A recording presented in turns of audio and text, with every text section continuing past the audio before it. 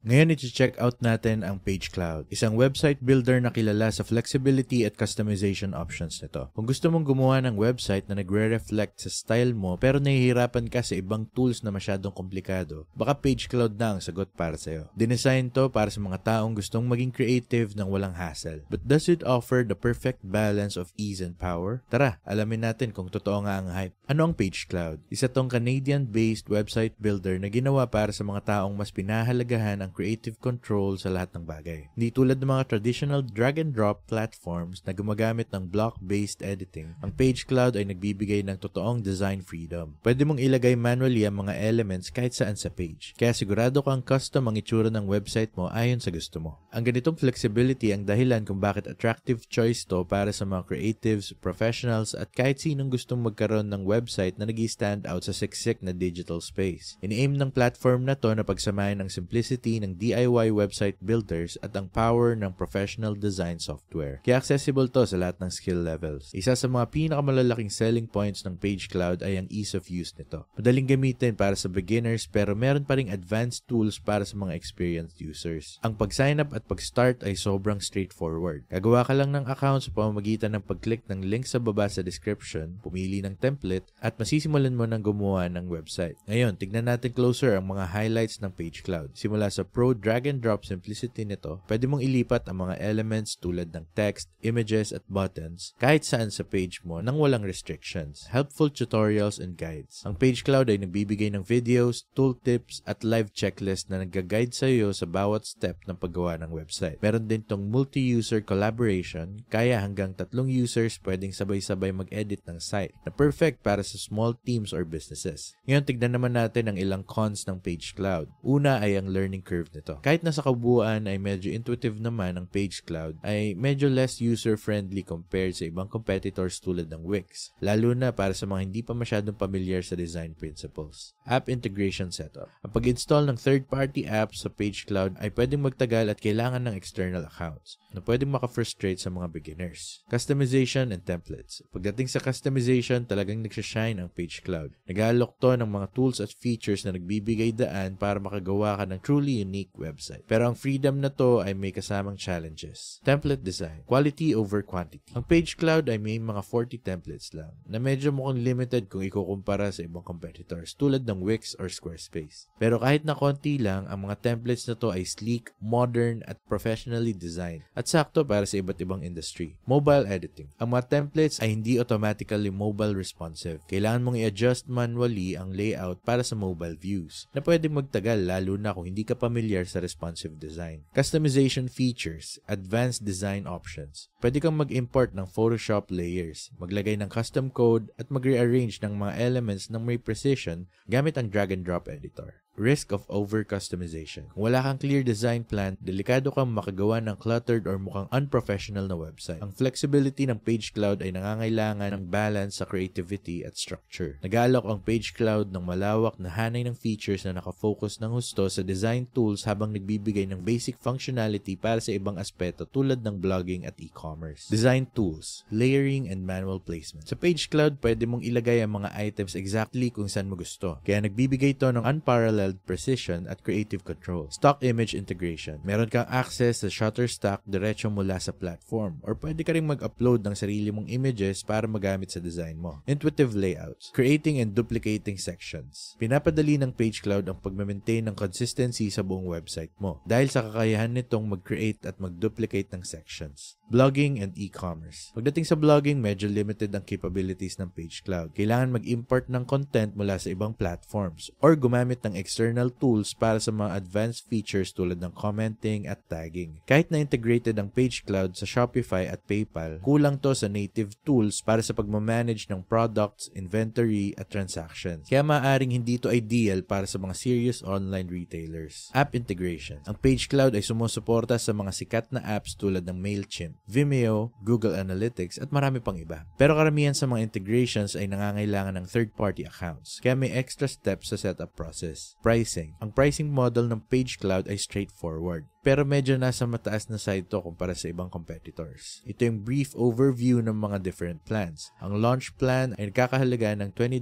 every month kapag billed annually or $24 every month kapag billed monthly. Kasama dito ang custom domain, 2 user logins at basic analytics. Ang growth plan naman ay nasa $36 every month kapag billed annually. Nag-offer to ng advanced analytics, support para sa hanggang 200 pages at 10 user logins. Samantalang ang optimized plan ay nagkakahalaga naman ng $69 every month kapag billed annually. Sama dito ang priority support at support para sa 75,000 monthly visitors. Kahit na competitive ang pricing para sa feature-rich plans, medyo steep to para sa mga users na gustong mag-build lang ng basic websites. Ngayon, kung gusto mong itry yung Page Cloud, i-click mo lang yung link sa baba ng description. Mapupunta ka sa page na ganito, kung saan pwede kang mag-create ng unang site mo ng libre. Kaya click mo lang yung link sa baba sa description at click mo dito mismo. Ngayon, kapag nakuha mo na yan, pipili ka ng tamang plan para sa'yo. Ganito yung magiging itsura ng dashboard mo. So kung mapapansin mo dito sa left-hand side, may kita mo ang iba't ibang projects. At para makagawa ng bagong project, pumunta ka naman dito sa baba at i-click ang Create New Project. Dito rin sa left-hand side, may kita mo yung mga app updates. Kaya dito ka pwedeng pumunta para makita yung mga updates na nangyayari sa Page Cloud. At dito rin sa left-hand side, may kita mo yung profile mo, billing, usage, at iba pang tabs na nandito sa left-hand side. Sige, gawa tayo ng bagong project dito. Ngayon, tatanungin tayo kung ano gusto nating gawin. Kung website ba or pop-ups at banners. Pwede kang mag-create ng pop-ups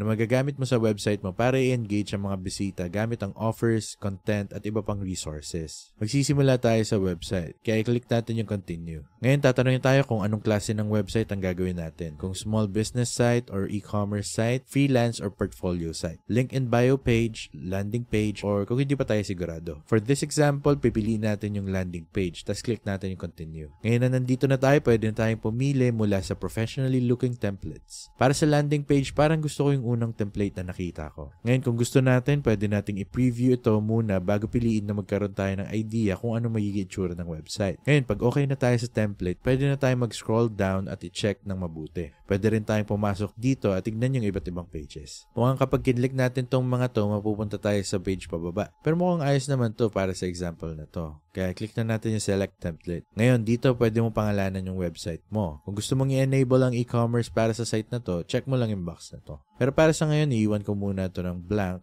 Tapos click natin yung create site. Okay, so kung makikita mo, nandito na tayo sa editor section. At dito sa left-hand side, nandito lang yung bagong tools natin. Kunwari, gumagawa tayo ng landing page para sa bagong service na ino-offer natin or gusto nating ipakita sa website. At kunwari, imbis na 3 lines yung text, gusto mo itong gawing 2 lines. Dali lang, stretch mo lang ng konti para magkasya to sa 2 lines. Ngayon, kunwari, pumunta tayo dito sa left-hand side. Sabihin natin gusto nating magdagdag ng isa pang image dun sa taas. Punta tayo sa find image at mag-search tayo ng Apple. Dito pwede kang mag-search sa pagitan ng Unsplash or Shutterstock. Mukhang sa Shutterstock may bayad, kaya baka Unsplash na lang muna. Siguro type natin yung fruit. Ayan, gustuhan ko yung avocado. Kaya siguro i-drag na lang natin dito sa baba. At yan, meron na tayong magandang avocado sa screen. Siyempre, hindi naman ako design expert. Baka hindi mo naman gusto maglagay ng avocado dyan. Pero nakikita mo naman, di ba, kung gaano kadali mag-add ng images sa bago nating page. Ngayon, kapag nandito na yung image, meron tayong ibang controls dito sa right-hand side. Halimbawa, pwede nating i-adjust yung opacity ng image. Kunwari, gusto nating medyo see-through ng konti. Pwede rin tayong magdagdag ng shadow sa pamamagitan ng pagpunta dito at i-turn on ang shadow. Pumili ng offset, pumili ng blur, at ayan, makikita mo na yung shadow sa background. Balik tayo, pwede tayong magdagdag ng color tint or maglagay ng border. Turn on lang natin yung border. Maglagay tayo ng solid na may 5 pixel thickness. At ayan, makikita mo kung gaano kadali lang mag-drag and drop ng mga bagay mula sa left-hand side at i-customize to ayon sa gusto mo. Ngayon, kung pupunta tayo sa taas, sa gitna, pwede nating tignan ang mobile version ng page. At kung makikita mo, medyo nagda-narrow down lang lahat. Sa totoo lang, mukhang okay naman siya. Makikita mo rin na may background dito, pero pinapakita lang nito yung faint blue dotted line kung ano yung magiging itsura nito sa mobile. Kaya magandang practice talaga na magpalipat-lipat sa pagitan ng desktop at mobile view para masiguro mong maganda ang itsura sa mobile. Kasi ngayon, karamihan ng traffic mo ay manggagaling talaga sa mobile. Kaya dapat talagang siguraduhin mong optimized yun. So, yun lang para sa mabilis na overview ng Page Cloud. Kung gusto mo i-try ito, click mo lang yung link sa baba sa description para makapag-start ka na sa Page Cloud account mo. Alright, moving on sa target audience. Ang Page Cloud ay para sa iba't ibang klase ng audience. Kabilang na yung mga designers at artists. Ideal to sa mga gusto ng complete creative creative control at yung may mga unique layouts na naiisip. Maganda rin to para sa small businesses dahil nagbibigay ang Page Cloud ng collaborative tools at advanced customization para sa growing brands. Maganda rin ang Page Cloud para sa mga DIY enthusiasts. Perfect to para sa mga individuals na gustong mag-build ng site nang hindi umaasa sa professional developers. Pero baka hindi ito ang best fit para sa mga budget-conscious users. Ang ilang alternatives tulad ng Wix or Weebly ay nag-o-offer ng mas abot kayang options. Hindi rin ito ideal para sa mga bloggers at e-commerce entrepreneurs. Kung kailangan mo ng mas advanced na native tools, baka medyo kulang ang ino-offer ng Page Cloud. Ito yung ilang real-world testimonials. Flexibility. Madalas pinupuri ng users ang creative freedom ng platform, lalo na ang unique drag-and-drop capabilities at design options nito. Customer support. Maraming users ang nagko-commend sa knowledgeable at responsive na support team ng Page Cloud. Totoong tao ang tumutulong at handa silang mag-assist sa mga complex issues. Comparisons with competitors. Ang Page Cloud ay namumukod tangi pagdating sa design flexibility, pero medyo kulang to sa ilang aspeto kumpara sa mga competitors. Ang Wix ay mas intuitive ang interface, mas maraming template at mas malakas ang app integrations. Ang Squarespace naman ay kilala sa visually stunning templates at seamless e-commerce capabilities. Mas bagay ito para sa mga online retailers. Ang Weebly ay isa pang affordable option na mas maganda ang blogging tools at mas straightforward na app setups. Ang Page Cloud ay perfect kung gusto mo ng kalayaan sa pag-design ng website mo. Eksakto sa kung paano yung gusto mong itsura. Punong-puno to ng creative tools at sleek templates na nagpapasaya at nagpapadali sa pagbuo ng site mo, lalo na kung collaborative ang approach mo. Pero sa kabilang banda, ang cost ng pag-rely sa outside apps ay baka hindi ideal kung nagsisimula ka pa lang or kung kailangan mo ng mas straightforward na platform. Ngayon, kung gusto mong itry ang Page Cloud or alinman sa mga website builders na nabanggit natin ngayon, may kita mo yung mga links sa baba sa description. Affiliate links tong mga to, kaya kumukuha kami ng maliit na commission kapag ginagamit mo sila nang walang extra cost sa'yo. Ang mga commission na to ay malaking tulong sa suporta sa channel at nagbibigay daan sa amin na magpatuloy sa paggawa ng free content tulad nito. Kaya kung gagamitin mo yung link, sobrang thank you in advance. Kung nakatulong sa itong video na to, huwag mo kalimutang i-like, mag-subscribe at i-hit ang notification bell para hindi mo ma-miss ang future videos. Dito sa channel na to, gumagawa kami ng toneladang videos tungkol sa pag-create ng websites, pag-explore ng iba't ibang website builders, pag-usapan ng domain names at marami pang iba. Kaya siguraduhin mong nakasubscribe ka. Pero other than that, thank you so much for watching and takits sa next video.